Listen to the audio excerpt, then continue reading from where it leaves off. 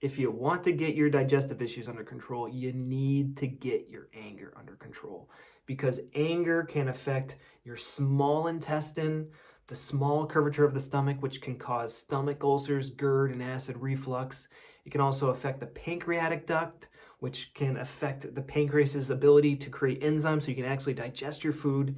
It also affects your gallbladder, your ability to digest fats, and it also can develop in the rectum surface mucosa, which will cause anal fissures and hemorrhoids. So anger can cause a lot of digestive issues. In the Bible, it says anger will rot your bones. Don't sleep on your anger.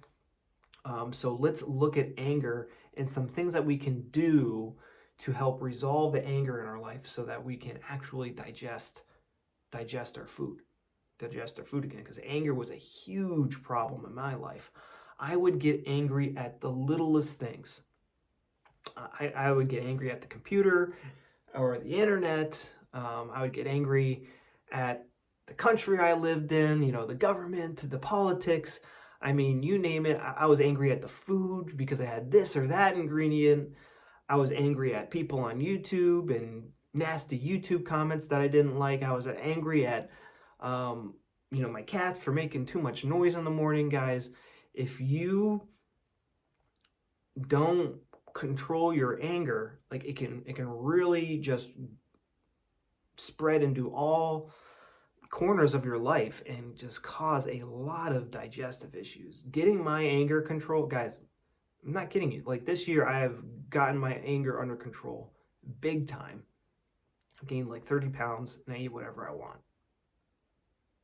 Like the emotions really work. You got to remember that all of your tissues in your body were developed for a very specific survival purpose. So when you experience a negative emotion, your body is going to go, okay, you need help. You're experiencing a negative emotion. You need help. What organ are we going to put into overdrive? And when someone's angry, it's going to be on one of those organs that we just talked about. So frustration is just a fancy word for anger. But what is anger? And my favorite definition for anger is it's love in motion, and it's protecting something that we care about. If you're angry that your kid is getting bad grades, okay, why are you angry? What do we care about? Is it something more respectable, like, oh, I want my kid to get good grades so that he can, be successful in life? Or do you want to get good grades so that you can go, golfing with your buddies and, feel good around your friends saying that your kid's going to an Ivy League school? A more selfish reason. How can, we first have to identify the root cause of what is making us angry. If you look at the Bible, or if you look at scripture for answers, anger isn't necessarily a bad thing.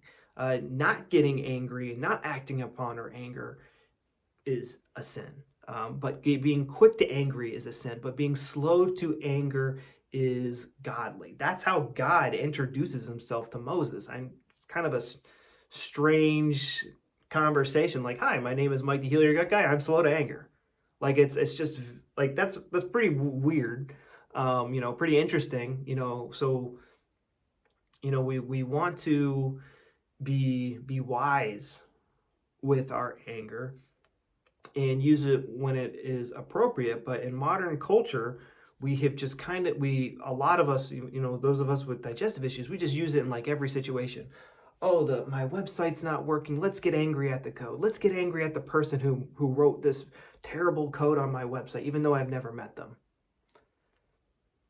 It turns into this runaway, rampaging snowball. But it's actually quite easy to turn off. And so the way that we turn off anger is essentially we identify what we are trying to defend.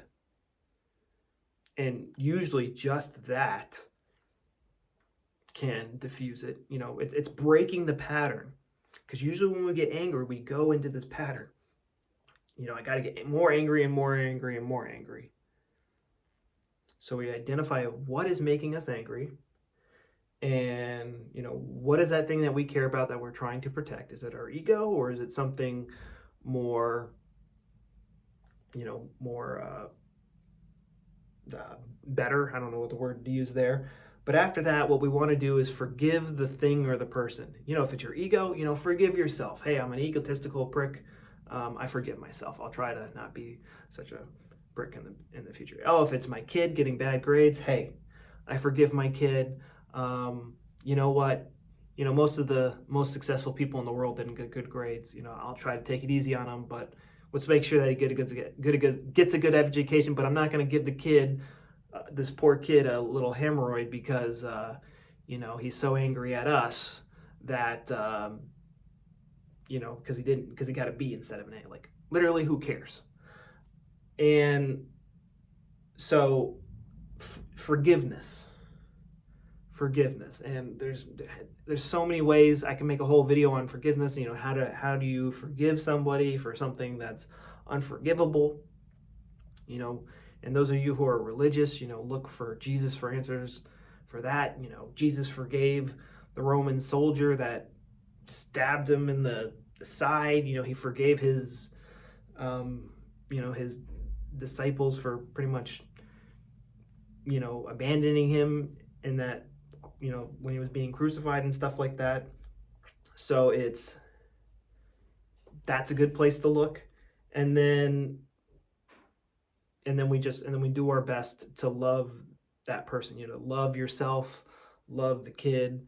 And, you know, I don't have all the answers for that for you, but then again, look to scripture. And if you try to do these things, if you try to forgive, you're not going to do it the first time. It might take you 10, 20 times. If you try to love yourself or the other people, you'll eventually get it. And you'll start heading in a better direction, and your symptoms will get better.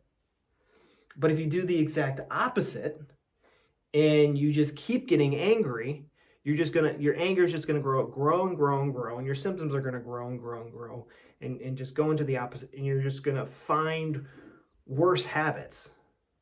But if you stop and just do these three things, what is the thing that you care about? All right, it's identified. Forgive it, and then do your best to love it. You're going in the right direction, and your symptoms will get better. And it's not going to be perfect. You're going to have to do your own research on this. It's going to be a trial and error process, but the important thing is that you are headed in the right direction, and you understand what anger is, frustration is. So guys, I hope this video helped. If you want to know everything that I did to heal my IBS, Crohn's, and colitis, and what some of my other students did, I have an hour-long video at the end of this video. Just click on that. It's on the end screen, and it will take you to that video. And yeah, guys, let me know what other types of videos you want me to do. This is kind of like my first video on emotions.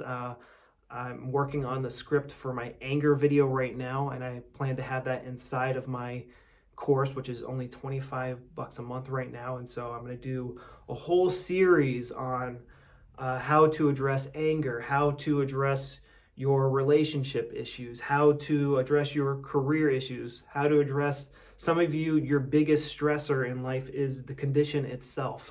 There's about 5 or 10 things that I see people's indigestible, the hard to digest things in their life. It tends to be one of 5 of 10 things. And so I'm coming up with strategies for people to deal with those things. So guys, I want to help you guys get better. And so hit that like button, hit that subscribe button, and I'll see you in the next video. Bye-bye.